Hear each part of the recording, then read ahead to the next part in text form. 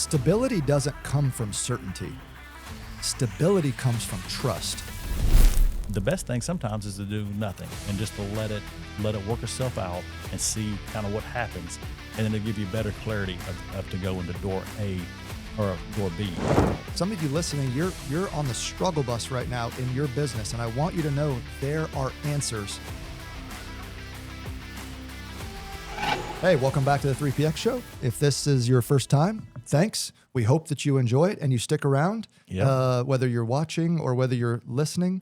And this is kind of a special episode. Not that every episode isn't special, but this is kind of a special episode. Episode 25.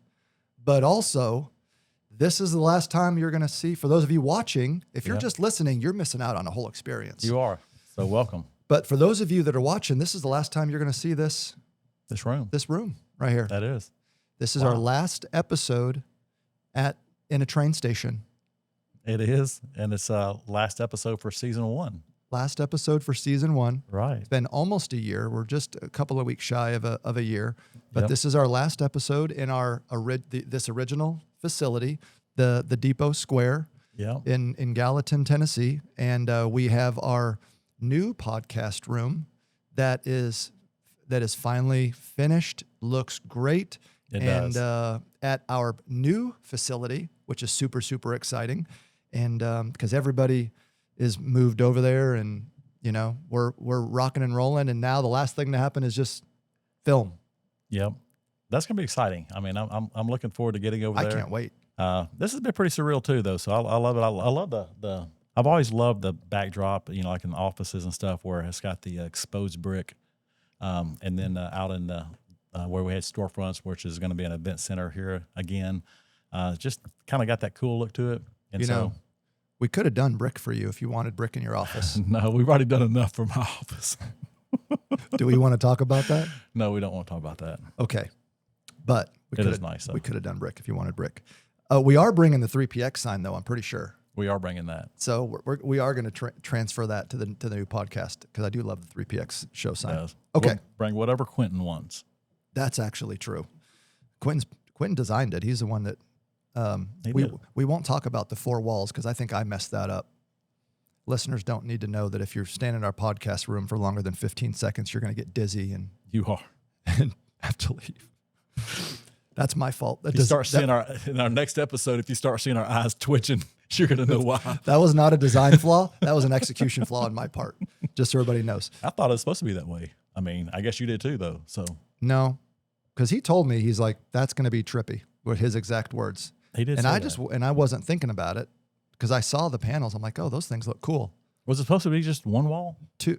I thought it was supposed to be 2. Oh, it was supposed to be the 1, and then the wall with the door. Yeah. Oh, which is not much of a wall there. Well, it's 4 walls.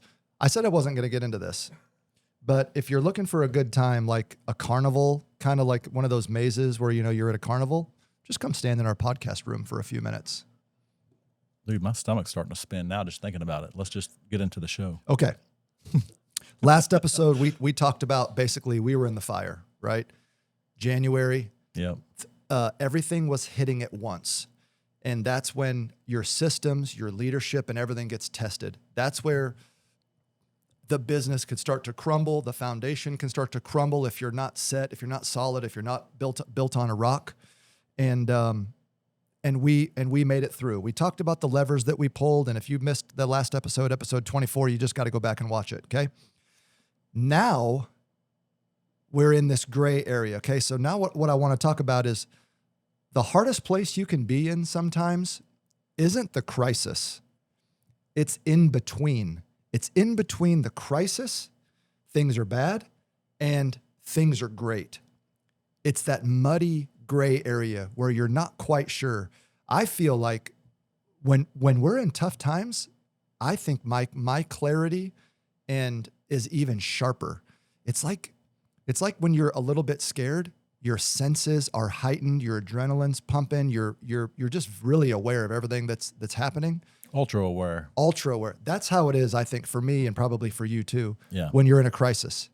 Well, you're watching things so much. You're watching every KPI. You're watching cash flow. You're watching how operations is handling, and you're just you can feel it, right? It's almost just like that, you're in the zone. Yeah, we're definitely, I feel like, in the zone, and it is that gray area because it's and it's not a not a bad place to be because you're there, but like you said, it's like we're because it's starting to feel good again, and it didn't feel bad then because we were prepared for it, but it did feel bad to a certain It felt degree. bad. It felt bad for me. Let's Trust me. change it. It did feel bad, because we didn't want it to be there. It was like, didn't like that, but we bounced out of it real quick, and but right, like invoicing is happening, sales are happening, and then you look at say like fast partitions and they are absolutely crushing it. And so shout out to that team. You guys are doing a phenomenal job. Thank y'all. But really the CDF team, they're kicking it. So I mean, right now it's just okay. Are we out or are we not out? And that just comes with a matter of time. I probably could have mentioned that last episode, but like fast partitions carried the whole month basically for us. Without question. So this is what we're going to talk about is one of the hardest leadership phases isn't necessarily the disruption. It's the period right after the disruption when nothing is really fully broken, but also nothing is really fully clear either. And that's where we are kind of right now. We are seeing demand returned more consistently, but not quite out of the woods yet. We have these incredible sales days, and then all of a sudden out of nowhere, just kind of a down day. Yeah. And then it comes back up again, right? And a lot of the signs are pointing to recovery and things are good and cash is coming in.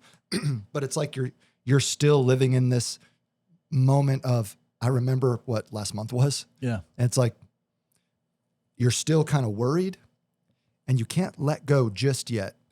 So we're going to talk about leading through that because you can't continue in this time.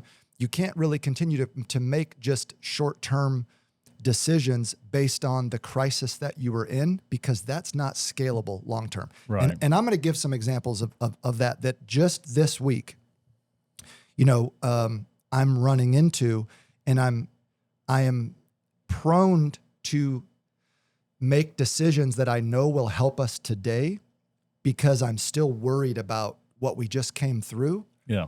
But if I make that decision, it could hurt us a year from now.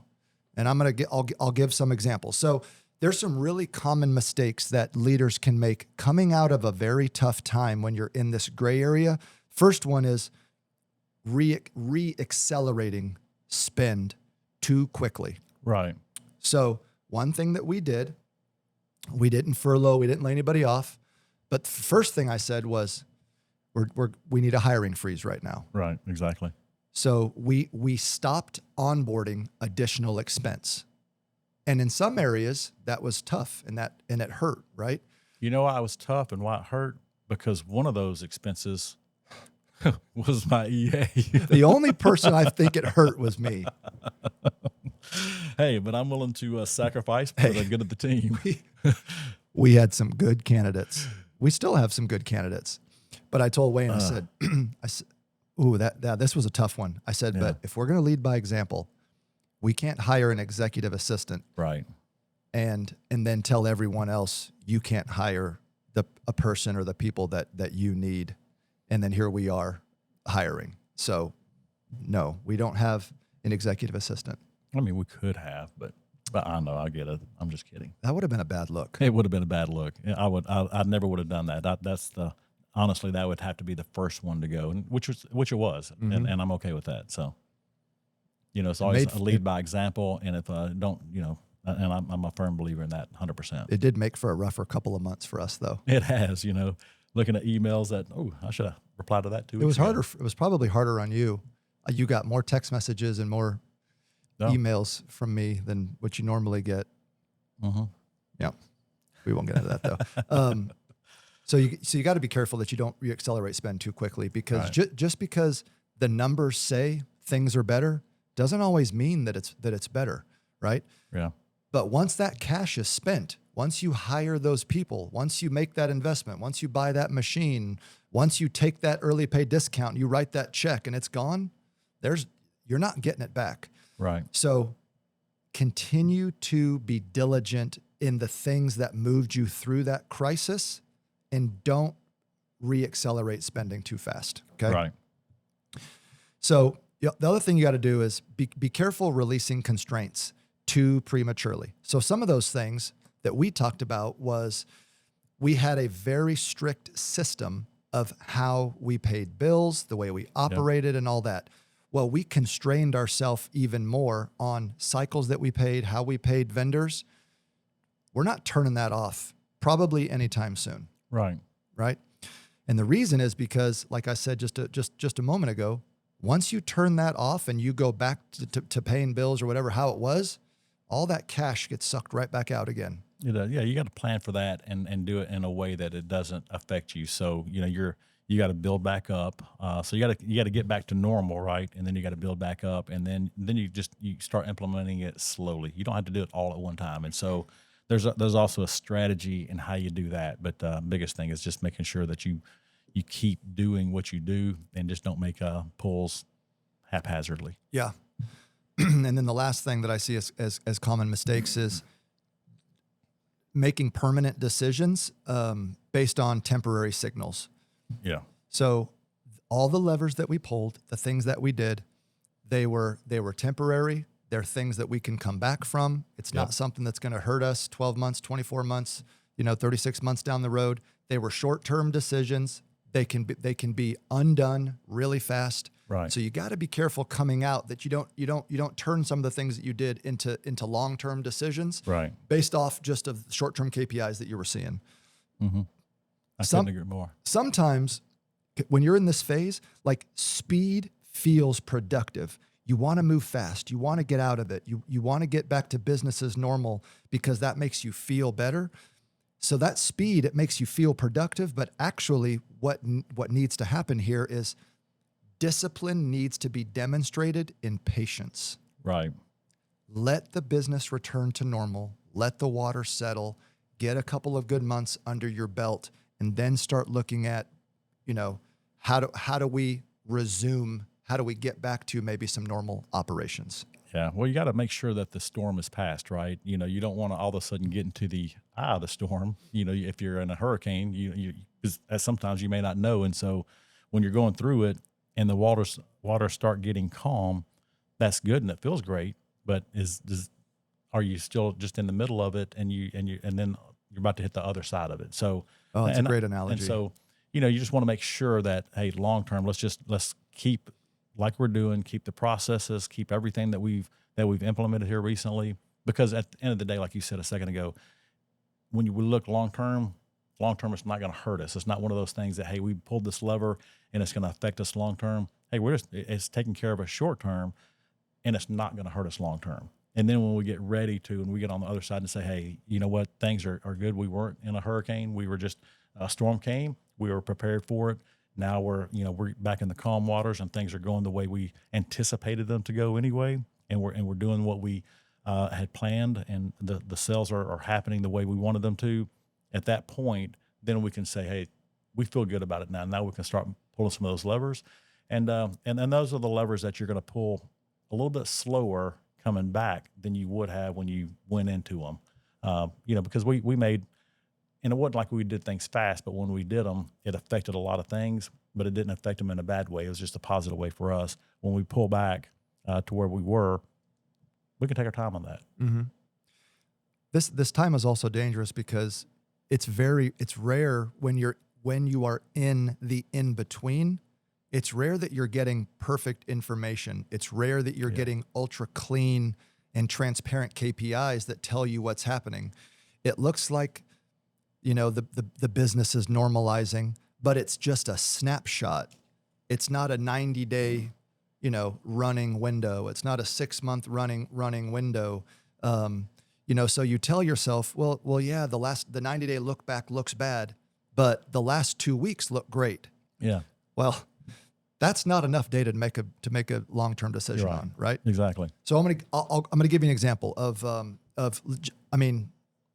this week, just 2 days ago, this week, where we're at right now. So one of the issues we're having in the business with the new system is something called an API rate limit. Now, I don't even understand what all that is. Okay, that's way outside my bandwidth. But I know what's happening is the systems are trying to talk to each other at a faster than what we are allowed to talk to each other at. Yeah. So it's causing delays in information transferring and the way quotes get updated, and just it creates kind of a backlog, and then it creates a lot of manual work with imports and all that kind of stuff. Now, we have a solution for that sounds great. Okay. I don't mind saying that we have a custom developed proprietary software that is our Pro Builder that orchestrates all these other systems working together. Yep. It's beautiful. Now, but it does a lot of things. It does a lot. Now, one of the solutions to eliminate the API rate limit is take some tasks that the Pro Builder system is doing and move it to another software that doesn't have that issue, right? Mm-hmm. And that's very controllable. It would solve our issue right now. It would free up the digital bottleneck. Information would move faster in near real time. We wouldn't have to do manual imports, throughout the day kind of thing to catch this. So I'm hearing all this and it's like, man, that sounds really good. We might want to do that. But I really had to pause. Okay, how would a decision like that impact us long term? Yeah. And what I realized is taking that work out of the Pro Builder means that if we ever use that system in other environments, we would have to rebuild that functionality to be able to do that same thing in another system. Because if I take that functionality out of our custom software, then I have to put it back in, redevelop it, all that kind of stuff, to operate with any other system, because another system may not be able to do that thing that I need it to do the way one of our kind of ancillary systems is able to do. I would have made a great short-term decision. Yeah. But a year from now, Long-term 2 years issues. from now, I would have been kicking myself. Yeah. So you have to slow down and think, okay,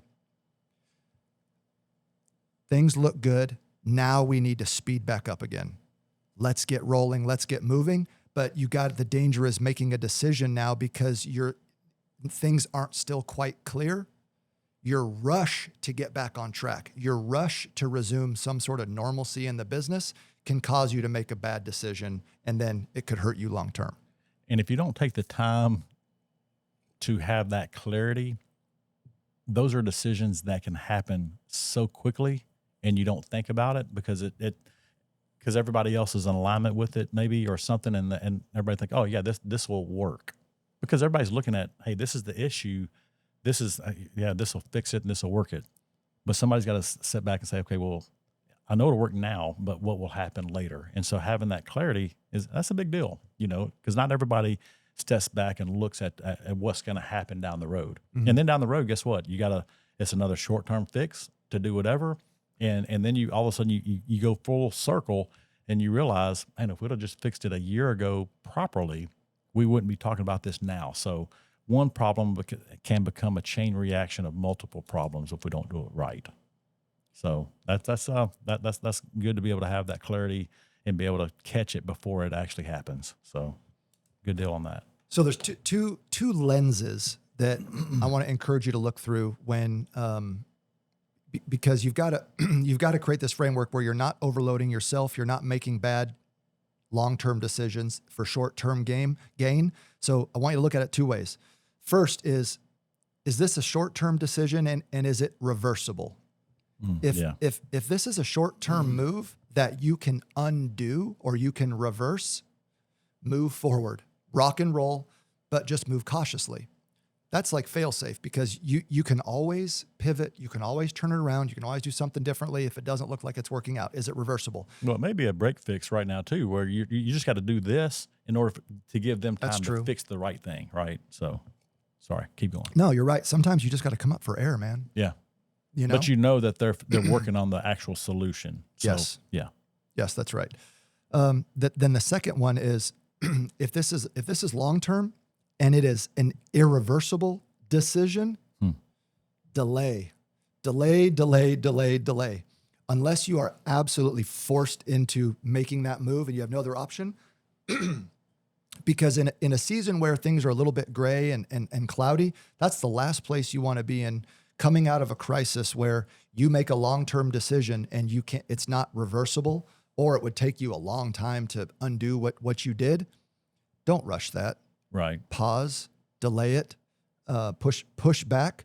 Not every decision deserves the same urgency, but leaders often treat them that way when they're under pressure.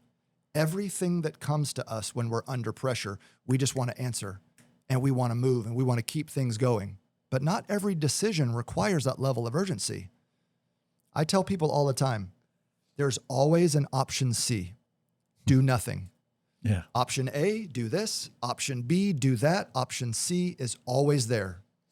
Do nothing. Yeah, that's funny you said that, because I was about to bring that up, because that's what we talked about in the early days and still talk about at times where, hey, there always that decision where you do nothing. And maybe sometimes that's the best decision, right? Mm-hmm. It's just to sit back and do nothing and kind of just see what happens. You're doing it, but it gives everybody a chance to think and do it. And then a better solution comes up that nobody was thinking of before, because you pull back and you say, hey, listen, I think the best decision for us right now is to do nothing. Let's keep analyzing. Let's keep thinking about it. Really don't think option A is good or option B is good. So we're going to go with option C until we can come up with an option A. Mm-hmm. And so doing nothing, it just keeps you where you are, and unless your hand is forced. But that's sometimes that's the best decision to make. I got lots of examples because, like I said, we're living this right now. Yeah. This is real-time stuff we're dealing with. So I got asked, we got phase 2 of our implementation, another major project on the website. Yeah. Scheduled to be launched. Now, we are dedicating all of our current spend to developing this new initiative. I intentionally spent the first 60 days post-launch on minor enhancements, bug fixes, break fix. Everyone was just on deck to optimize the system post-launch, right? Right. And I won't get into the reasons why, but just not every sandbox matches production environments. I've noticed in dealing with certain vendors. So you're going to have bugs when you launch a new system. Right. That's what happens. But I planned for 60 days of that. And then we were pivoting our resources to this new project. Okay. Yeah. So here we are right now. And this was another meeting just this week. I'm having a conversation and I get asked the question, Steve, do you want to continue with 100% of the resources dedicated to this project, or do you want us to pivot and continue to working on bugs, tickets, break fixes, things like that? I chose option C. I'm just not going to do nothing. I'm going to do nothing. I just said, I don't know the right answer right now. So because I don't know the right answer, we're just going to stay the course with what we're doing. And so we're working on, we are developing the new project, and we are dealing with the only severe ticket issues right now. If something comes up and it's stopping a customer from being able to place an order or something like that, right? Right. Mm-hmm. But I just chose to not do anything right now and let it run until I get clarity. Yeah, and part of that clarity may be where they come back and say, hey, listen, I know we don't want to do this, but here's things that happen. Let's think about this option. And then all of a sudden that option may just click and may like, yeah, I like that. Yeah. And then you do it. Or again, it comes back and said, hey, the decision to do nothing is the best decision. We're going to stay the course. And then and honestly, it can work itself out because everything's on a time frame basis. And, now we get to that point where we're ready to launch, and hey, it's ready to launch. Now we can pivot, and we've made it through a lot of it. We're still fixing the break fixes and the things that needed to happen, most important priorities. And now they both get worked out just by doing nothing, honestly. So another example, and this was a tough one. This was several days of us trying to really being thoughtful about how do we want to pursue this, because this is a long-term decision that is irreversible. Mm-hmm. And that is, we're making heavy investments in storefronts. Yep. And Monday, we approved a very large check to go out. Well, the check will go out in about 30 days or so. No, it's about 90 days when the check will go out. Oh, because we won't pay till it hits. Yeah, because it won't hit until May. That's right. It won't hit till May. So. But that actually goes along with the story, because that's what made this a safe decision. So we could either pause, slow down this investment, because it wasn't just a major Right. inventory investment, but it was training, a new software that we're onboarding, and all that. We could have pushed pause on that and just pushed into other things that would generate revenue faster. But we had this really strong roadmap for expanding one of the lines that we manufacture in-house. But it was a large financial commitment. Yeah. So we had to think, we going to be back to normal? Are things going to be good in the next such and such time, or not? And that was where we made a decision with several people involved. We looked at every single option, and we went ahead and cut the PO and made a very large financial commitment. Yeah. I mean, and that's one of those that can give you sweaty palms. And it's one of those that we can add on to this conversation in maybe episode 30 or somewhere in there. We'll let you know episode 30 how it played out. To be continued on that part. But I think it was the right decision. I feel like, we needed to because that was a big part of our roadmap. And I think I think we can make it happen. I feel good about it, but it was a large decision. Yeah. So really the key here is and I'm just going back to you're kind of out of the crisis. The numbers are saying that you are, but you're not fully. It's not like party good times just yet. You're in this weird moment. I'm not talking about fear-based leadership. We're not scared to make decisions. What I'm talking about is making decisions that maintain your options. Right. This is option-based leadership. It's about expanding your optionality. It's not about making a decision that sticks you into a corner that you can't get out of. Exactly. It's about making decisions, or quite frankly, not making decisions that maintain your ability to pivot hard and fast. It's exactly like what you talked about a few episodes ago with the big rudders on the ship. We are continuously putting ourselves in a position where the decisions that we make or the decisions that we don't make ensure we've got massive rudders and we can pivot and turn at any moment. We don't want to put ourselves in a position where we shrink the size of our rudders and we get stuck. Yeah, because you're just at that point, you're in no man's land, and there's not much you can do about it if you can't do it. And so that's just such an important analogy, number one, but it's an important business decision for us to be able to be strong and to continue to do what we've done. For the past 15 years, we've been very nimble and very quick. And, there's a benefit to being that way.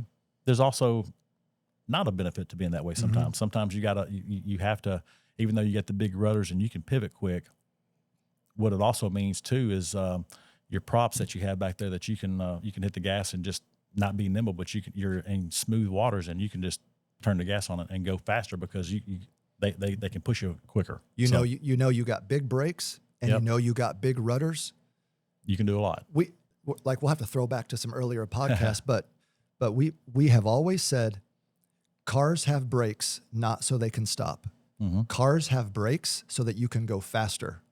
When you got big brakes, when you've got big rudders, which is fast decision making, great systems, leadership alignment, strong meeting cadence, ability to solve problems, make decisions with high accountability, and then pivot when needed. Those are, and then you've got systems like compliance and safety that allows you to run really, really fast and turn on a dime without crashing into a wall, right? Yeah. So that's what we're talking about, is operating in a way that maintains that. And it's even more important when you're in a period where you don't have all the clarity. And I'll just be honest with you right now.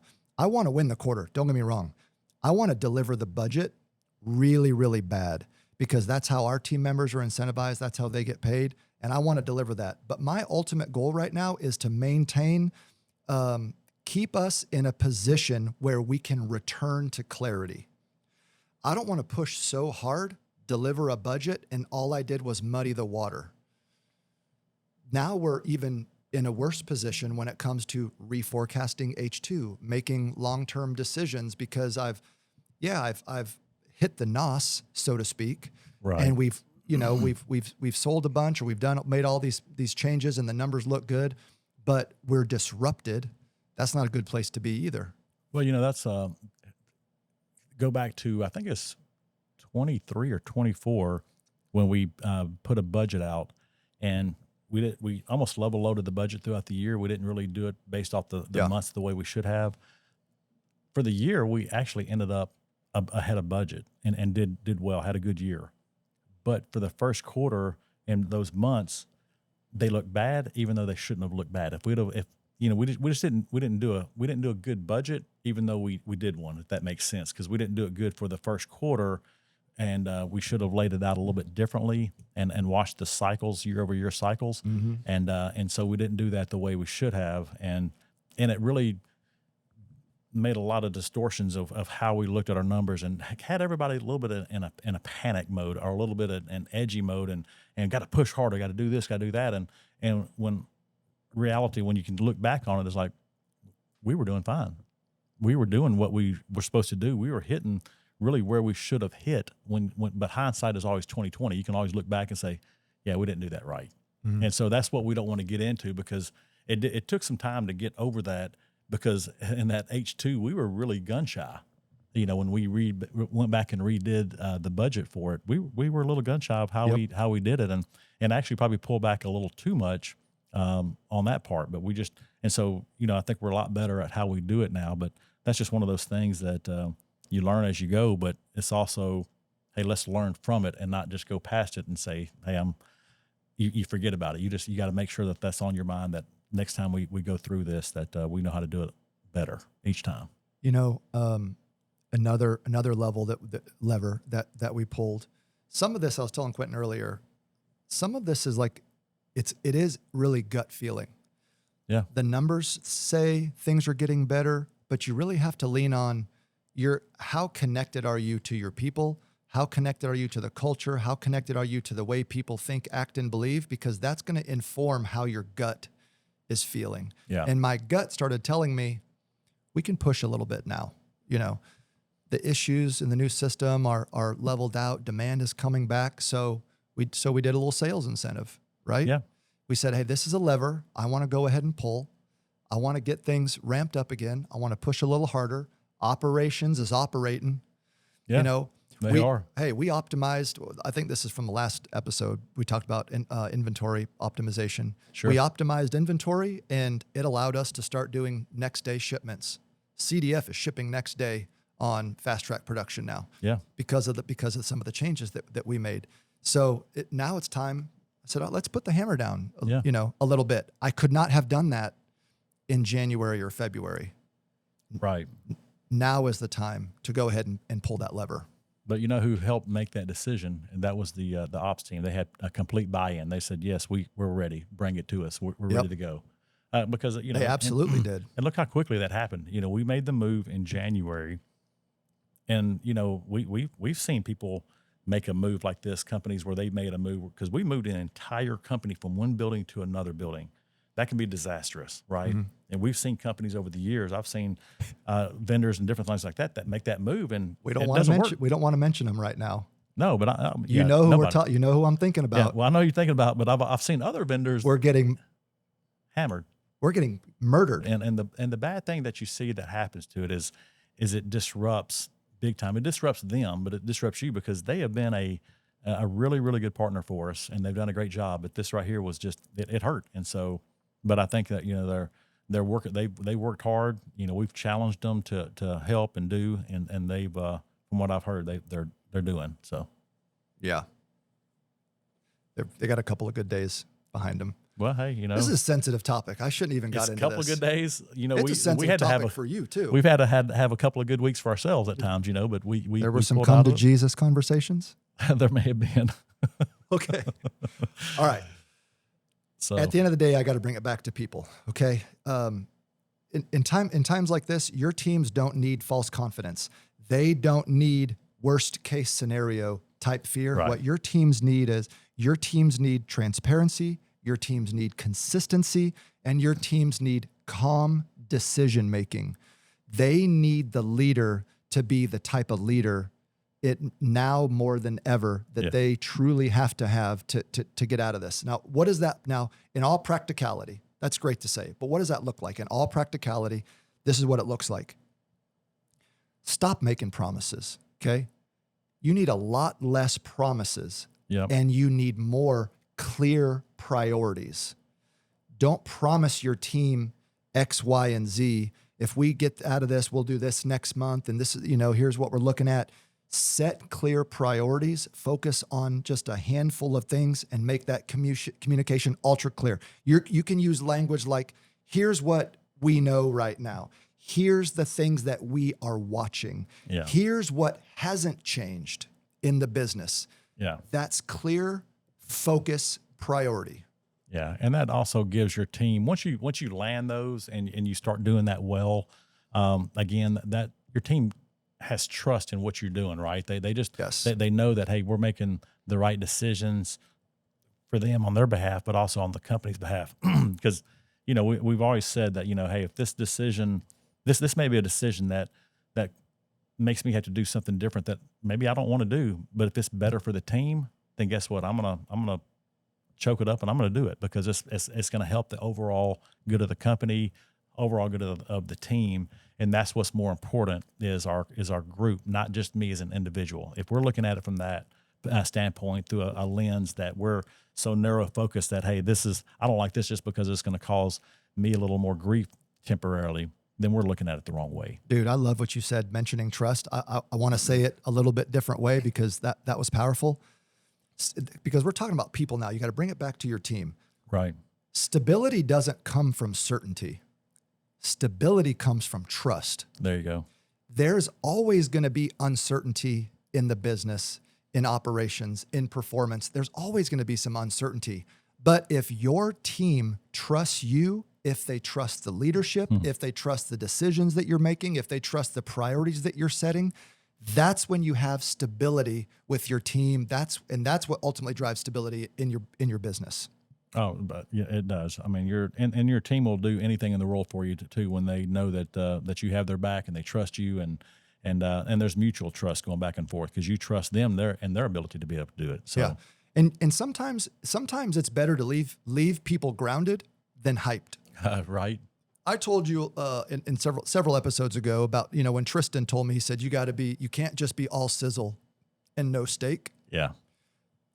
It's better to leave people grounded, understanding clarities, understanding clear priorities, understanding direction, than it is to leave them hyped up. Yeah. All excited and all that kind of stuff, especially in a time like this.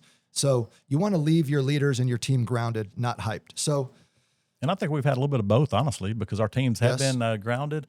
But this they get in that new building, they're hyped. They are hyped. I mean, that's what I was about to mention. You go into that new building, they're hyped, but it also brings a sense of groundedness. And I think our team has done a good job on that part. They're excited. Morale is great. Our culture is fantastic. We're at probably an all-time high on morale right now, and people are loving it.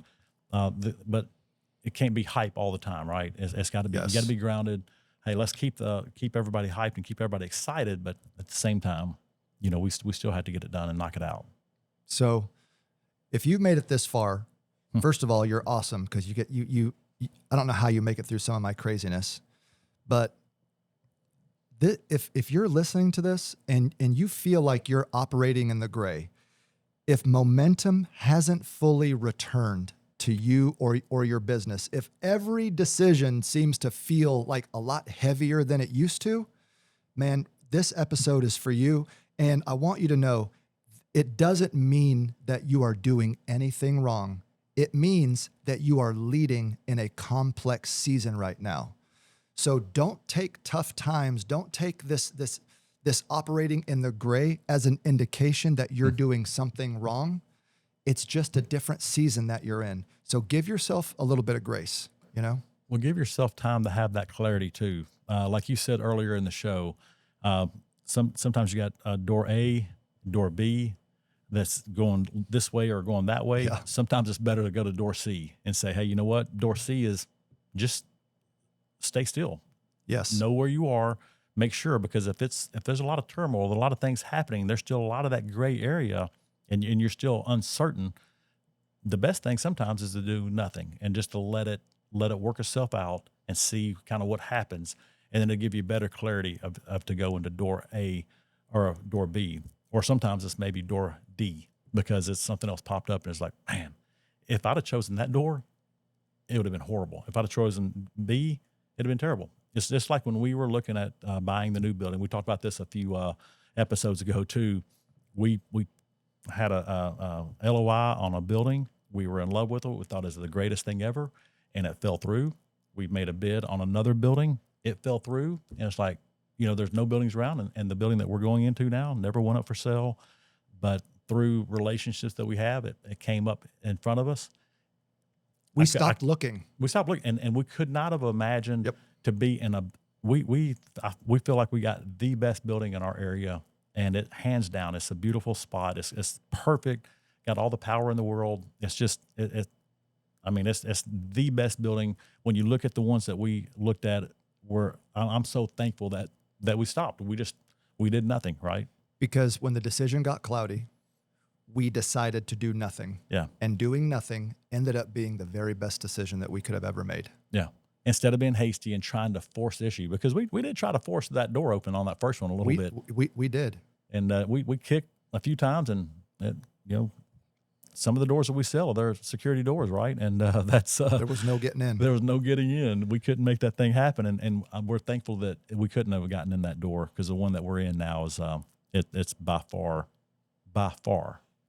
the best decision we could have made. We did nothing all last year in CDF and fast partitions. We didn't add any really new products.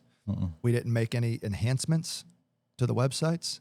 We said, we are going to do nothing in this thing right here. Yeah. And we're going to focus energy somewhere else. And we still grew. And it ended up being a great decision. Yeah. We focused on people. We focused on our energy on building a phenomenal new system to make us scalable. But had we have tried to do this or that, we would not have been able to, have the success in the other areas that we did. All right. Quentin's been signaling to me for like 15 minutes. The final takeaway here is don't rush clarity. Right. Clarity is going to come if you are still and you don't overreact. Clarity will return to you. So don't rush clarity. Don't release those disciplines too early. You made some great short-term decisions to get you through that crisis. Don't rush back to releasing some of those disciplines just yet, because you start to see the sun kind of coming up, through the clouds, so to speak. Just wait a little bit. Don't release those decisions too early, and don't confuse movement with progress.